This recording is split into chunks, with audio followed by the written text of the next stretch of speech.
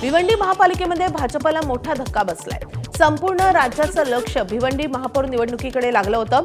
भिवंडीमध्ये भाजप बंडखोर नारायण चौधरी हे विजयी झालेत। भाजपमधून फुटून सेक्युलर आघाडीसोबत गेलेले नारायण चौधरी यांना महापौरपद निवडणुकीमध्ये 48 मतं पडली आहेत, तर भाजपचे अधिकृत उमेदवार स्नेहा पाटील यांना 16 मतं पडली आहेत। तर उपमहापौरपदी काँग्रेसचे तारिक मोमीन विराजमान झालेत। काँग्रेस शरद पवारांच्या राष्ट्रवादीच्या पाठिंब्यावर भाजप बंडखोर नारायण चौधरी हे महापौर झालेत। शिवसेना आणि सपानं कोणार्क आघाडीच्या विलास पाटील यांना मतदान केल्याचं आकडेवारीवरून दिसतंय। विलास पाटील यांना दुसऱ्या क्रमांकाची 25 मतं मिळाली आहेत। भाजपमधील फुटीमुळे संपूर्ण राज्याचं लक्ष भिवंडी मनपाकडे लागलं होतं।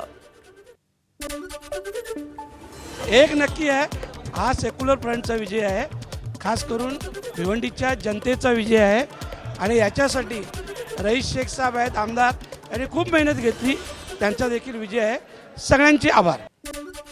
काँग्रेसचे खासदार आणि लोकसभेचे विरोधी पक्षनेते राहुल गांधी आज भिवंडी दौऱ्यावर आहेत। 2014 सालच्या लोकसभा निवडणुकीदरम्यान भिवंडीमध्ये प्रचार करताना राहुल गांधी यांनी राष्ट्रीय स्वयंसेवक संघाविषयी वादग्रस्त विधान केलं होतं।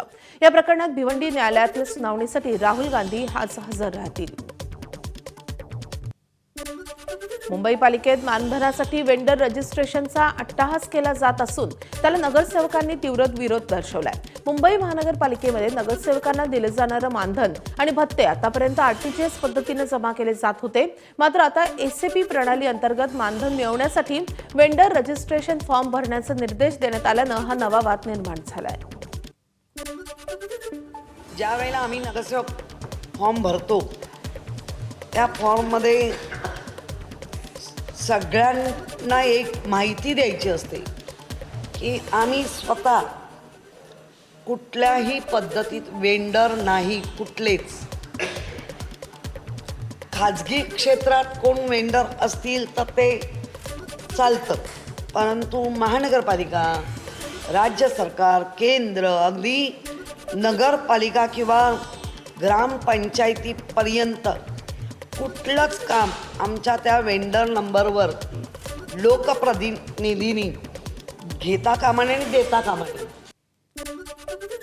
मुंबई पोलिसांची ओळख त्यांच्या तत्परतेसाठी आहे, याचीच प्रचिती कालच्या एका घटनेद्वारे आली आहे। मुंबई नॉर्थ रिजन झोन 12 मधील डीसीपी महेश चिमटेंनी आपल्या कामगिरीतून जखमी अवस्थेत तडफडणाऱ्या प्रवाशाला तातडीनं रुग्णालयात दाखल केलं, संवेदनशीलता दाखवून दिली आहे। कोणत्याही औपचारिकतेची वाट न पाहता त्याला तत्काळ रुग्णालयात दाखल करून संबंधित व्यक्तीवर वेळेवर उपचार झाल्यामुळे त्यांच्या या कामाचं सर्वत्र कौतुक होत आहे। मुंबईतील पश्चिम आणि मध्य रेल्वे मार्गावर आज रात्रभर मेगा ब्लॉक घेण्यात येईल। विविध अभियांत्रिकी आणि देखभालीची कामं करण्यासाठी शनिवारी रात्रभर हा मेगा ब्लॉक असेल। नागपूरच्या एका महाविद्यालयामध्ये 10वीची परीक्षा सुरू असतानाच एका शिक्षकावर मुख्याध्यापक आणि आणखी एका शिक्षकानं हल्ला केलेला आहे। परीक्षा सुरू असताना मुख्याध्यापकांच्या कक्षामध्ये ही घटना घडली आहे। सगीर अहमद असं जखमी झालेल्या मराठी विषयाच्या शिक्षकाचं नाव आहे। त्यांच्या डोक्यावर गंभीर जखम झाली असून त्यांच्या नागपूरच्या मेयो रुग्णालयामध्ये दाखल करण्यात आलेलं आहे। किदवई हायस्कूल अँड ज्युनियर कॉलेजमध्ये हा धक्कादायक प्रकार घडलाय। शाळेत शिक्षक आणि शिक्षकेतर कर्मचाऱ्यांच्या बोगस नियुक्तीचा वाद गेल्या अनेक महिन्यांपासून सुरू आहे। या वादामुळे शाळेत शिक्षकांमध्ये 2 गट निर्माण झालेले आहेत। त्या वादावादीमुळेच कालची ही हाणामारीची घटना घडल्याची माहिती आहे। त्यांचं कर्तव्य होतं की त्यांनी जेव्हा मी रुजू केलं आहे त्या म्हणजे तिथून कर्तव्यावरून कार्यमुक्त केलेलं आहे तर तिथे रुजू व्हायला पाहिजे, प्रश्न संपला असता। बळजबरीने सही केली आणि माझ्याशी वादावाद करत होते। त्यांच्याकडे CCTV फुटेजेस आहेत, माझ्याकडे CCTV फुटेजेस आहेत। हीच घटना घडली आहे तिथे। आणि त्याच्यामध्ये जे आहे आमचे शाळेचे मुंतजिम खान जे बसले होते तर त्याने म्हणे सर म्हणे जाऊ द्या, इथं एवढा म्हणजे कशाला हे करता म्हणे तुम्ही। तर त्यांच्यामध्ये थोडासा वादविवाद झाला तर ते पडले तिथे आणि त्यांना का म्हणते रक्त लागलं, म्हणजे त्यांना हे झालं आहे। सोलापूरच्या मंगळवेढा तालुक्यामध्ये 10वीच्या परीक्षेत मोठा गैरप्रकार घडलाय। नंदेश्वर येथील बाळकृष्ण विद्यालयामध्ये ओळखपत्र तपासणी दरम्यान तब्बल 10 तोतया विद्यार्थी आढळून आलेत। यामध्ये 9 मुलं आणि एका मुलीचा समावेश आहे। या सर्वांवर केंद्र प्रमुखांनी बोर्डाच्या नियमानुसार कारवाई करत पोलिसात तक्रार दाखल केली आहे। या घटनेमुळे परीक्षा व्यवस्थेवर प्रश्नचिन्ह निर्माण झालंय। शिक्षक हक्क कायदा अर्थात RTE अंतर्गत 25% राखीव जागांच्या प्रवेशासाठी शाळेच्या 3 ते 5 किलोमीटर अंतराची अट कमी करण्यात आली आहे. आता केवळ 1 किलोमीटर अंतराच्या आतील शाळेत विद्यार्थी RTE प्रवेशासाठी पात्र ठरतील. मात्र सरकारच्या या निर्णयाला आम आदमी पार्टीच्या पालक युनियननं विरोध दर्शवलाय. हा निर्णय बेकायदेशीर असल्याचं आपच्या पालक युनियनचं म्हणणं आहे. 1 किलोमीटरची अट ठेवून सरकार पैसे उकळण्याचा प्रयत्न करतंय असा आरोप या पालक युनियननं केला आहे. आता 1 किलोमीटरच्या अटीमुळे अडचण काय झालेली आहे ती ग्रामीण भागामध्ये 1 किलोमीटरच्या अंतरात शाळाच नाहीत. ज्या सरकारी शाळा आहेत त्यांच्यामध्ये प्रवेश मराठी तिथे इंग्रजी उपलब्ध नाही. त्यामुळे ग्रामीण भागामध्ये 1 किलोमीटरच्या अंतरात शाळा फारशा नाहीत आणि शेवटच्या क्षणी प्रवेश प्रक्रिया सुरू करायच्या दिवशी हा आदेश काढला आहे आणि त्यामुळे हे पालक आता करणार काय म्हणजे जे इंग्रजी शाळांची वाट पाहत थांबले त्यांना दुसरे पर्यायच आता दिसत नाहीत. भंडाऱ्यातील बाळ विक्री प्रकरणात आणखी 2 आरोपींची भर पडली आहे. 2 दिवसांपूर्वी एक महिला आरोपी आणि डॉक्टर असे दोघेजण सापडले होते. मात्र पोलिसांनी केलेल्या अधिकच्या तपासानंतर काल आणखी 2 आरोपींना अटक झाली आहे. मुख्य आरोपी असलेल्या डॉक्टर नितेश बाजपेयीला काल संध्याकाळी तर उमेश लिंग गेहलोत आणि पौर्णिमा धुर्वे या दोघांना अशा एकूण तिघांनाही काल पोलिसांनी ताब्यात घेतलंय. तर या प्रकरणात आरोपींची एकूण संख्या आता 5 वर पोहोचली असून आरोपी संख्या वाढण्याची शक्यता पोलिसांनी वर्तवली आहे.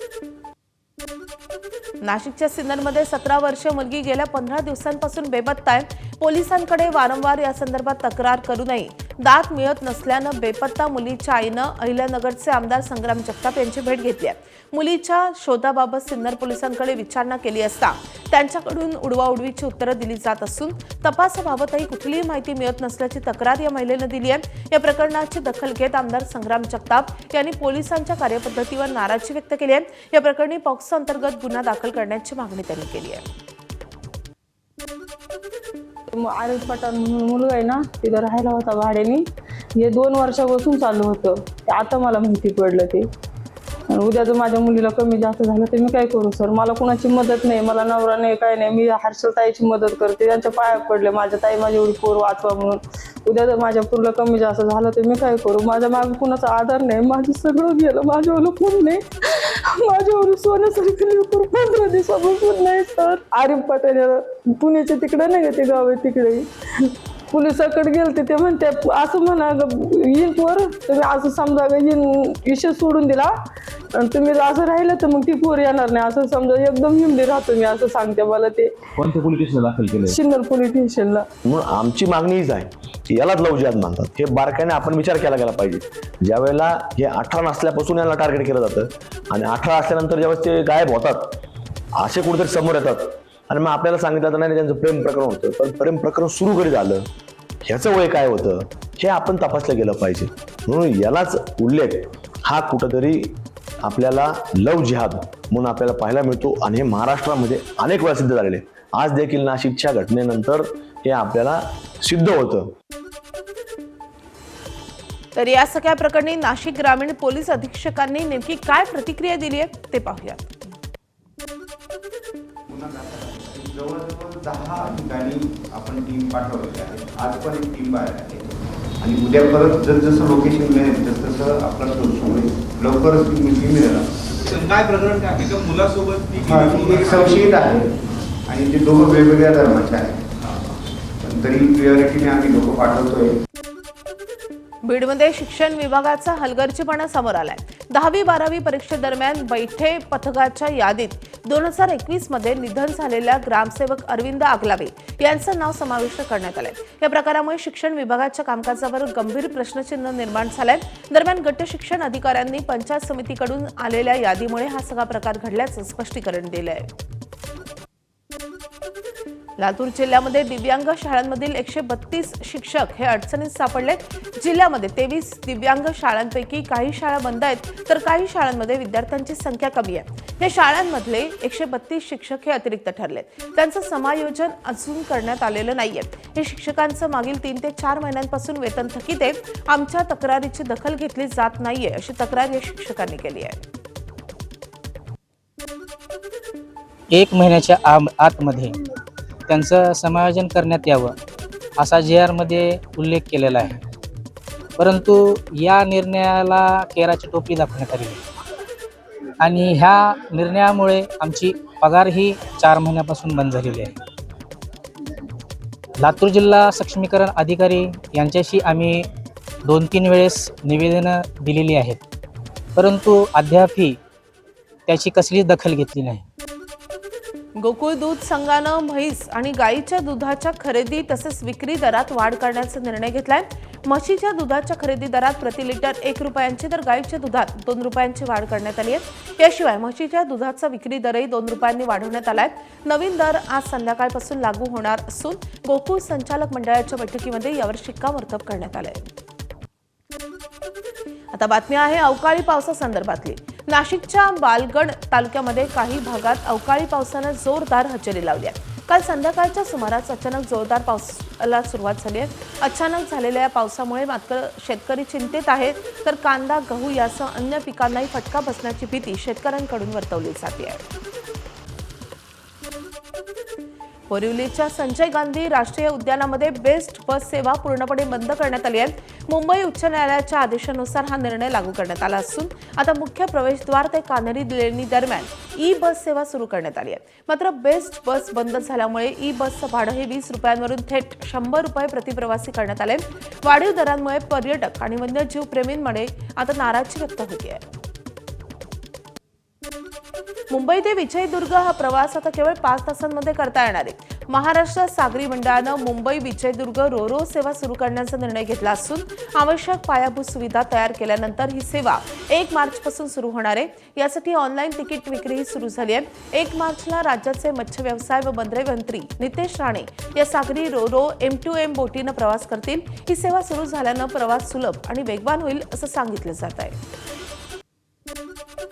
महाराष्ट्र राज्य मार्ग परिवहन महामंडळाला राज्य सरकारकडून 100 कोटी रुपयांचा निधी मंजूर करण्यात आलाय. वेतनवाढीतील रक्कम अदा न केल्यामुळे एसटी कर्मचाऱ्यांमध्ये नाराजी होती आणि संघटनांनी आंदोलनाचा इशाराही दिला होता. दरम्यान महामंडळानं राज्य सरकारकडे 325 कोटी रुपयांच्या निधीची मागणी केली होती. या पार्श्वभूमीवर मिळालेल्या 100 कोटींच्या निधीमुळे कर्मचाऱ्यांच्या प्रश्नांवर कितपत तोडगा निघणार हे मात्र पाहणं महत्त्वाचं असेल. अहिल्यानगर शहराच्या महात्मा फुले चौकातील आई हॉस्पिटलनं लाडकी मुलगी ही अनोखी योजना सुरू केली आहे. या योजनेअंतर्गत हॉस्पिटलमध्ये जन्मलेल्या प्रत्येक मुलीच्या नावे 5,000 रुपयांची बँकेत मुदत ठेव केली जाणार आहे. ही रक्कम व्याजासह वाढून मुलीच्या शिक्षण, करिअर किंवा विवाहासाठी उपयोगी ठरेल. या योजनेचा शुभारंभ आमदार संग्राम जगताप यांच्या हस्ते करण्यात आलाय. यावेळी जगताप यांनी लाडकी मुलगी हा उपक्रम समाजासाठी दिशादर्शक असल्याचं सांगितलंय. योजना चालू करण्यामागे समाजात एक सकारात्मक दृष्टिकोन मुलीबद्दल निर्माण करावा ही आमची संकल्पना होती. आणि ॲक्च्युली आम्हाला ही योजना चालू केल्यावर खरंच लोकांमध्ये हा एक चेंज दिसला. आम्ही 5,000 रुपयाची पावती करतोय. काही पेशंट आम्हाला येऊन भेटले की साहेब तुम्ही 5,000 रुपयाची पावती करताय, ह्यामध्ये आम्ही अजून काही रक्कम ॲड करतो जेणेकरून ती पावती मोठी होईल.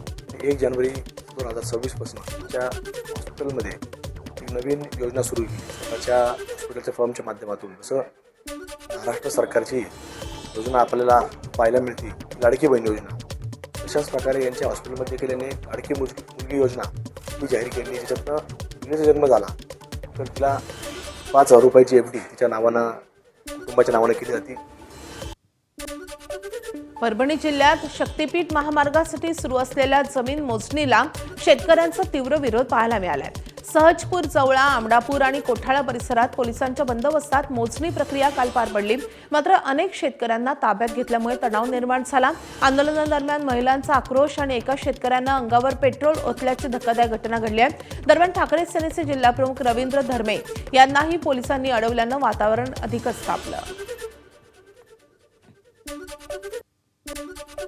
जवळपास 400-500 पोलीस इंग्रजांनी लाजवेल अशा प्रकारची दहशत या ठिकाणी निर्माण झालेली. या ठिकाणी कुठं लग्नाला वगैरे कोणी जात असेल तर त्याला सुद्धा जाऊ देण्यात, गावातल्या माणसाव्यतिरिक्त गावात कोणाला प्रवेश नाही. अतिशय भयानक अशी दहशतीचं वातावरण केले तर गावाचे रस्ते सुद्धा सामसूम आहेत. गावात कोणाला फिरू देणार, एकदम कर्फ्यू लागल्यासारखी परिस्थिती या गावामध्ये निर्माण झाली. महाराष्ट्र शासनाचा जाहीर निषेध करतो. कारण आमचे अल्पभूधारक जेवढी जी शेती चालली आज शक्तीपीठामध्ये समजा अल्पभूधारक शेतकरी कोणाला काही जास्त नाही, 1.5 एकर 2 एकर 3 एकरच्या वर आणि ह्याच्यामध्ये 300-400 फूट जर रस्ता असल्यावर शेतकरी पूर्ण देशोधडीला चालला, बेघर चालला आहे. शिक्षण काय करायचं, शासन देऊन पैसे किती देणार आहे? तुम्ही आम्हाला 10 कोटी दिली तरी जमीन येणार आहे. आमच्या गावात शक्तीपीठ गेलाच नाही पाहिजे. जर गेला तर आम्ही काय खायचं, आमच्या भावांनी काय घ्यायचं? जर नाही गेला तर बाय चान्स जर शिकवायचं कशावर? आम्हाला हा शक्तीपीठ महामार्ग होऊ द्यायचा नाही. आमचा जीव गेला तरी हरकत नाही. आमच्या लेकरा बाळांना आता काय खायचं, शेत गेल्यावर सगळं.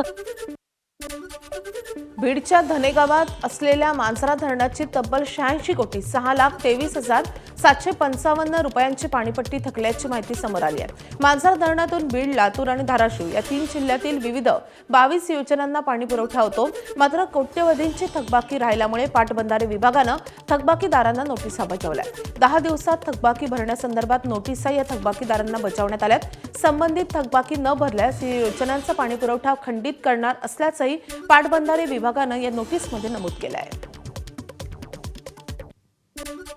चंद्रपूर सिटी पोलीस स्टेशन हद्दीत शिक्षकी पेशाला काळीमा फासणारी धक्कादायक घटना समोर आली आहे.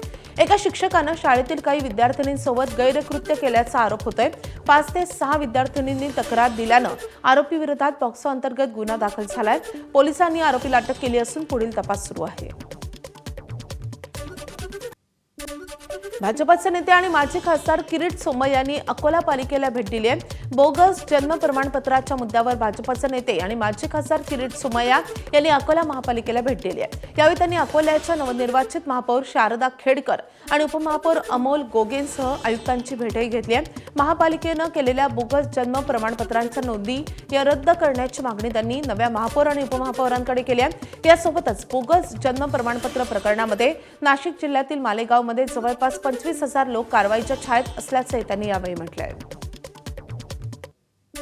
त्यादा अर्जदारांनी खोटं बोलले, खोटं शपथपत्र दिलं, कोणताही इथे जन्माचा पुरावा नाही, या सगळ्यांच्या विरोधात कारवाई करावी, त्यांना आरोपी बनवावे. आज आता सगळ्या अधिकाऱ्यांसंमत मिटिंग झाली आहे. अकोला तहसीलदारकडे जवळजवळ 4,000 अर्ज आले होते. त्या अर्जात त्यात पुरावे नाही आहे किंवा खोटे पुरावे दिले आहेत. त्या सगळ्यांची पुढच्या 15 दिवसात स्क्रुटिनी केली जाणार आणि असे जे बदमाश असेल त्यांच्या विरोधात पोलीस कारवाई होणार.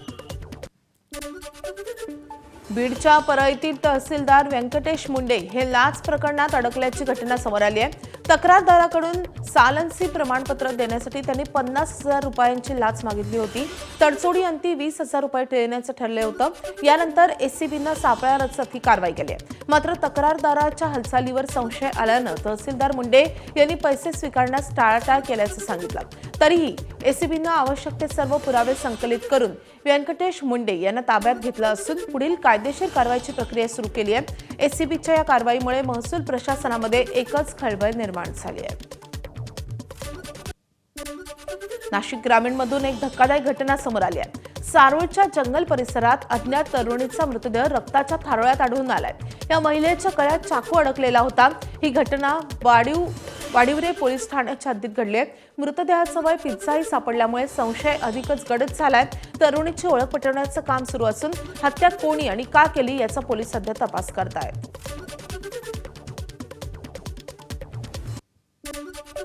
तिच्याबरोबर म्हणजे याचा अर्थ असा आहे की ओळखीच्या लोकांबरोबर ती गेलेली असावी आणि ती कोणाबरोबर गेली होती, लास्ट सीन कोणाबरोबरचे आहे, राहायला कुठे होती, ती एखाद्या हॉस्टेलमध्ये राहायला असावी असं प्राथमिकदृष्ट्या दिसतं आहे. त्यामुळे आता प्राथमिकदृष्ट्या एवढे आहे की मुलीची डेड बॉडी आहे आणि त्याच्या संदर्भात पुढील तपास चालू आहे. संध्याकाळी रात्री 8-9 वाजेपर्यंत बऱ्यापैकी गोष्टी क्लिअर होतील.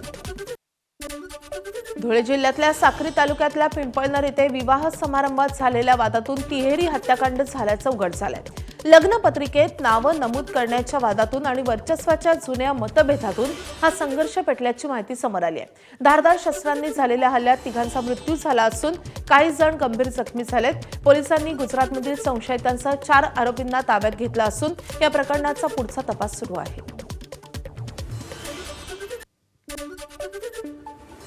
निदर्शनास आले होते की गुजरातमधील सोनगड याच्यामधील अनिल गोसावी आणि अशोक गोसावी या दोघांनी एक स्टेटस ठेवलं होतं. हे काल असं कळल्यानंतर आपण काल एक टीम तात्काळ गुजरातला पाठवली आणि रात्री अनिल गोसावी या स्टेटस आणि प्रक्षोभक वक्तव्य करणाऱ्या गुन्हेगाराला देखील आपण काल रात्री अटक केलेली आहे. ट्रम्प यांच्या टॅरिफ बॉम्बवर आता अमेरिकेच्या उच्च न्यायालयाकडून सुनावणी झाली आहे. कायद्यानं राष्ट्राध्यक्षाला टॅरिफ लावण्याचा अधिकार नाही असं कोर्टाचं म्हणणं आहे. तर शांततेच्या काळात टॅरिफ लावण्याचा निर्णय कायदेशीरदृष्ट्या अमेरिकन काँग्रेसकडे असल्याचंही कोर्टानं स्पष्ट केलंय. सर्वोच्च न्यायालयानं 6-3च्या बहुमतानं ट्रम्प यांच्या टॅरिफला अवैध ठरवलंय. दरम्यान कोर्टाच्या या निर्णयाबाबत आंतरराष्ट्रीय विषयांचे अभ्यासक शैलेंद्र देवळाणकर यांनी नेमकी काय प्रतिक्रिया दिली आपण पाहूयात. लावलेले जे टेरिफ होते, जे पूर्णपणे एकाधिकार पद्धतीने लावण्यात आलेले होते आणि ते अन्यायकारक होते, ते पूर्णपणे स्टक डाऊन केलेले आहेत, ते रद्द केलेले आहेत. आणि सगळ्यात महत्वाचं म्हणजे गेल्या एप्रिल महिन्यापासून तर आतापर्यंत अमेरिकेमधल्या ज्या कंपन्यांनी ह्या वाढीव टेरिफनुसार आयात केलेली आहे किंवा त्यानुसार टेरिफ हे सरकारला भरलेलं आहे, त्यांना आता अमेरिकेच्या ट्रेझरी डिपार्टमेंटला कॉम्पन्सेशन द्यावं लागणार आहे. आणि त्यामुळे अमेरिकेच्या डोनाल्ड ट्रम्पच्या प्रशासनासाठी हा खूप मोठा सेटबॅक आहे, पराभव आहे असं आपल्याला म्हणावं लागेल. एबीपी माझा, उघडा डोळे बघा नीट.